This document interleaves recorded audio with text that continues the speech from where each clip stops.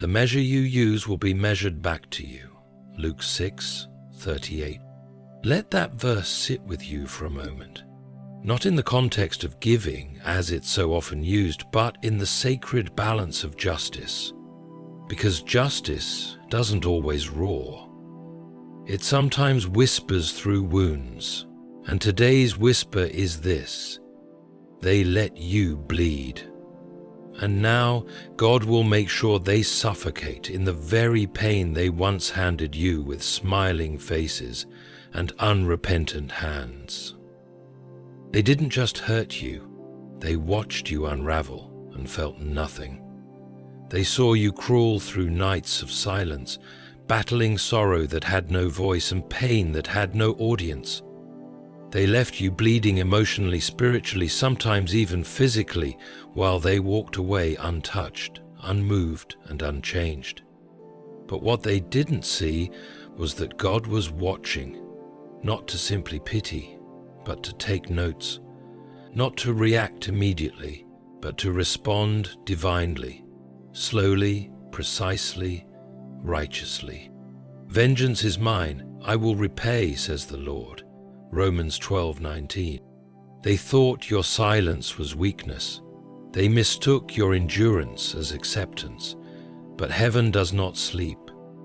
And the God who saw your tear-stained pillow, the God who heard the groans you didn't have the strength to voice, he is not mocked. Pain may have visited your home, but it will now take up residence in theirs. Not because you ask for revenge, but because divine justice must have the final word. Think of the cross. Our Savior bled for those who mocked, pierced, and betrayed him. But the story didn't end at the bleeding. The resurrection came, and with it came the shaking of kingdoms, the crumbling of lies, and the exposure of wickedness. You too have a resurrection moment coming. But before that moment, God is setting the stage by confronting those who thought they could make you bleed and walk away freely. Be not deceived, God is not mocked. For whatsoever a man soweth, that shall he also reap. Galatians 6:7. This is not about harboring hatred. This is about holy justice. Because the God who binds up the brokenhearted is also the one who breaks the prideful. The one who lifts the humble is the same who humbles the wicked. And there is no greater humility than being forced to drink from the same cup of bitterness they poured for you. They gave you pain. Now pain will haunt them. They gave you silence. Now silence will suffocate them when no one picks their calls, hears their apologies, or understands their cries. They gave you humiliation. Now God will place them on a stage where all their secret cruelty becomes public shame. But you, yes you, are not to fear their rise or their laughter anymore. Because just as Pharaoh once rejoiced at the helpless Israelites, it wasn't long before the Red Sea washed over his pride. They let you bleed, but God is preparing something sacred in your wounds. Your scars are not symbols of shame, they are evidence of survival. And more than that, they are scrolls of prophecy. For every drop they let fall, heaven has recorded it as a witness. And what does the word say? The righteous cry out, and the Lord hears them. He delivers them from all their troubles. Psalm 34:17. He will not just deliver you, he will vindicate you. The very pit they dug for your soul, they'll fall into it. The very lie they told to ruin you, it will unravel their peace. The very absence of compassion they showed, you'll watch as they are starved of it when they need it most. Why? Because heaven remembers. You don't need to speak curses. You don't need to return the pain. Your healing is God's evidence. Your rise is his rebuttal. And their suffocation will be the echo of the cries you once whispered. The Lord is close to the brokenhearted and saves those who are crushed in spirit. Psalm 34:18. Let this sink in. Your bleeding season was not a burial. It was a beginning. God used it to strip away false alliances, empty love, and corrupted intentions. And now, in your healing, He's not only writing your restoration, He's penning their reckoning. So walk forward, not with bitterness, but with boldness. Because when God moves for the ones who bled in silence, the world watches in silence as He makes those who caused it suffocate in the same sorrow they sowed. There are wounds people cause not by accident, but by design. There are betrayals that come with full awareness, calculated silence, intentional neglect, and deliberate cruelty. They saw your heart, fragile and exposed, and they chose to strike. And not once, but repeatedly. Sometimes the pain didn't come in grand explosions, but in small, daily dismissals. A look that said you didn't matter. A decision made without you. A lie slipped behind your back, and you endured it. Bleeding on the inside while smiling on the outside. They watched you try to carry on. They saw the light in your eyes dim, but they never stopped. In fact, your pain was fuel to their pride. They thought they had won. They thought they could do what they pleased and face no consequence. But what they forgot is that pain speaks to heaven louder than any prayer. In the book of Exodus, the Israelites groaned under oppression. And the word says God heard their groaning, and He remembered His covenant. When pain rises from the righteous, it calls forth the justice of God, and the justice of God never comes casually. It comes purposefully. It targets not just the act, but the heart behind it. And when He moves, He does not miss. Those who caused your pain, those who rejoiced in your tears, will find themselves living in the very sorrow they placed on your shoulders. Because pain has a strange way of turning around. It does not dissipate into nothingness. It cycles, it returns, and when sent out in cruelty, it returns multiplied.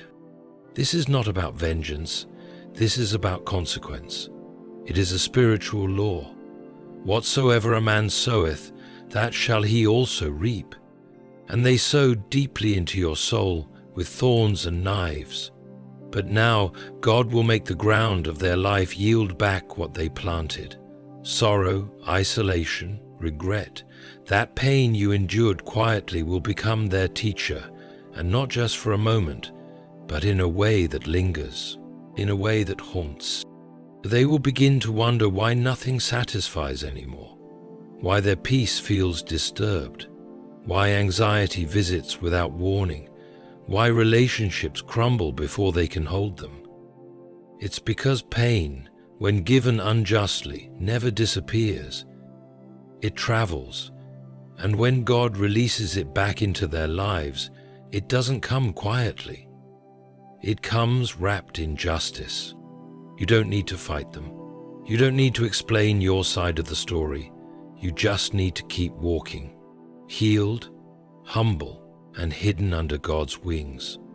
Because they gave you pain, and God saw.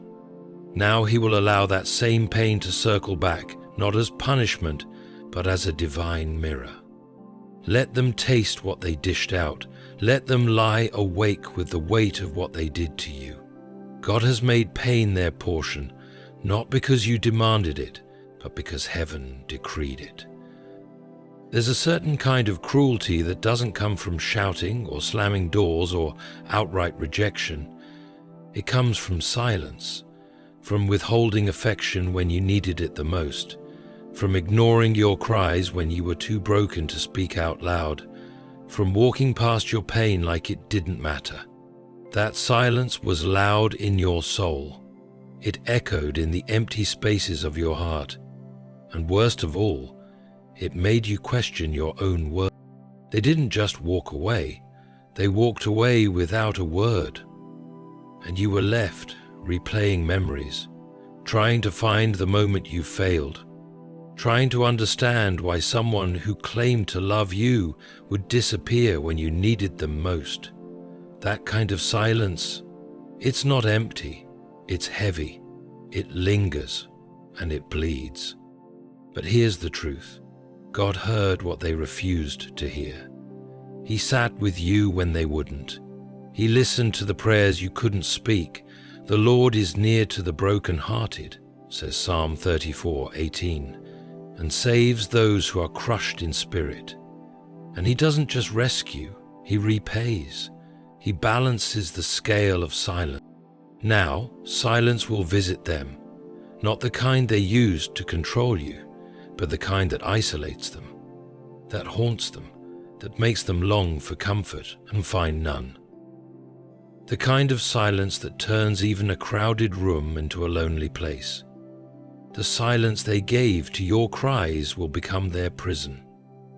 When they reach out for support, they will find cold air. When they look for loyalty, they will find betrayal. When they finally feel the ache they once ignored in you, they will realize silence is not empty, it's a sentence, and now it's theirs. God will not allow the innocent to suffer forever, and those who think they can wound the pure and walk away untouched forget who authored justice. Their silence may have been powerful in the moment, but God's silence is eternal, and when He turns His face from someone, no voice can call Him back until His justice is fulfilled. They silenced you, but now they will be silenced by the consequences they birthed. Their joy will quiet, their confidence will stutter, and their peace will fade. That silence they used to manipulate, to punish, to destroy, will now destroy them. Not because you cursed them, but because God listened when they wouldn't. There is a kind of betrayal that doesn't just break your heart, it breaks your dignity. It happens when someone doesn't just walk away, but makes a spectacle of your pain. They didn't leave you quietly. They wanted you to feel ashamed. They whispered lies behind your back, exaggerated your flaws, twisted your truth, and turned others against you. They orchestrated your humiliation like it was a performance, and you were the helpless character in their narrative. Every time you tried to rise, they found a way to drag your name through the mud just a little bit more. But let this truth rise in your spirit. God sees in secret what man does in shadows. And the word says in Luke 12:2, "For there is nothing covered that will not be revealed, nor hidden that will not be known."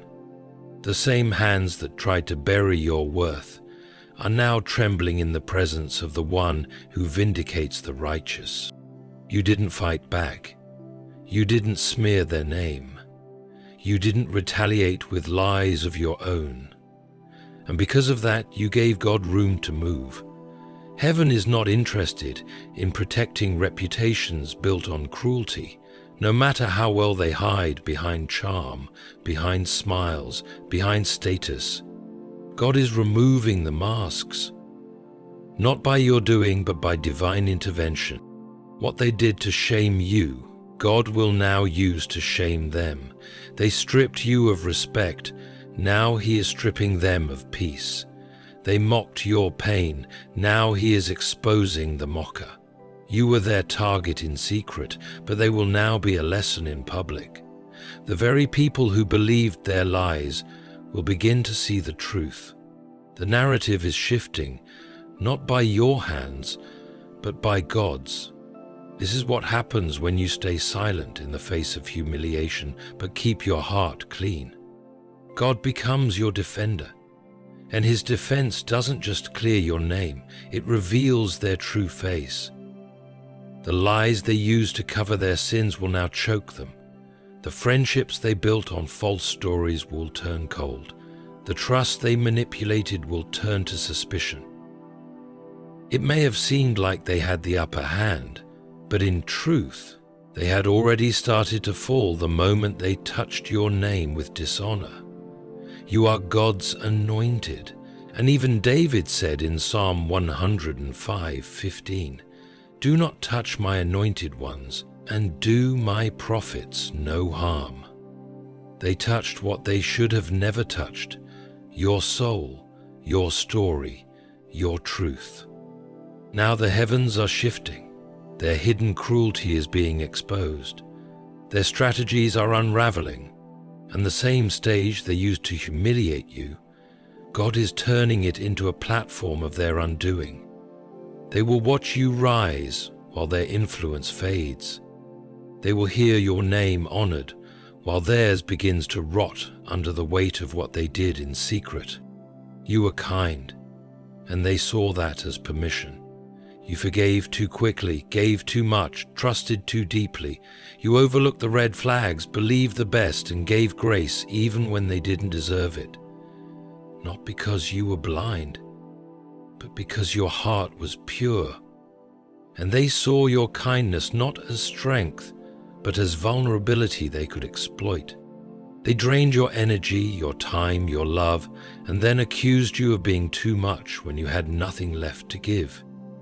They used your compassion as currency. They manipulated your goodness like it was a tool for their gain. And each time they broke you, they came back for more, knowing you would be there, open-hearted and forgiving. But what they forgot is that kindness is not weakness, it's God's reflection.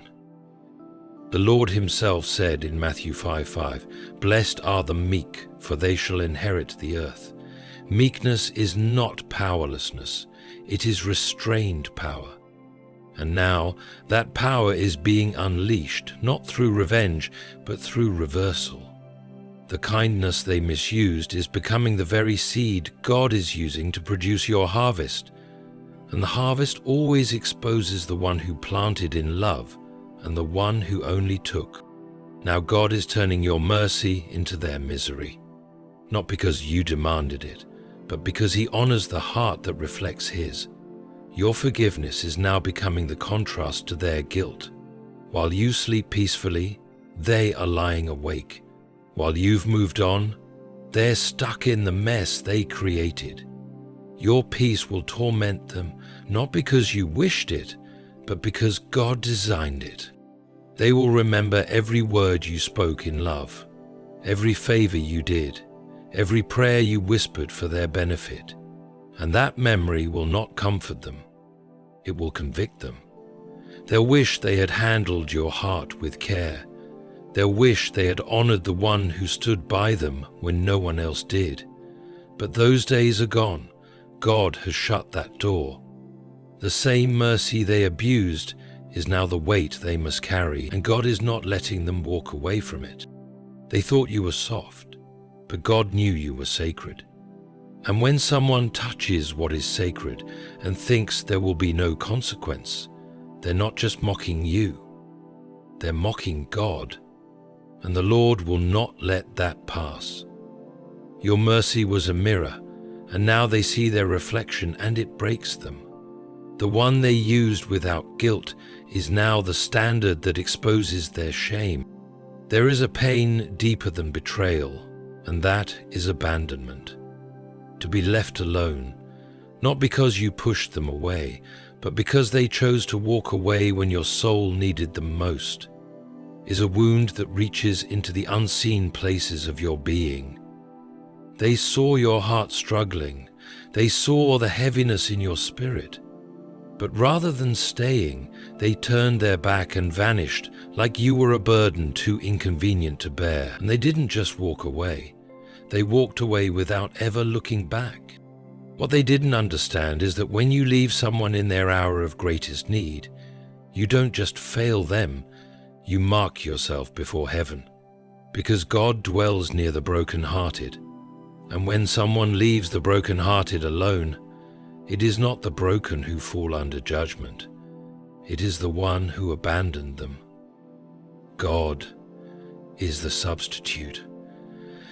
Is that the one you write in the Ecclesiastes 4:10 says, "If either of them falls down, one can help the other up, but pity anyone who falls and has no one to help them up."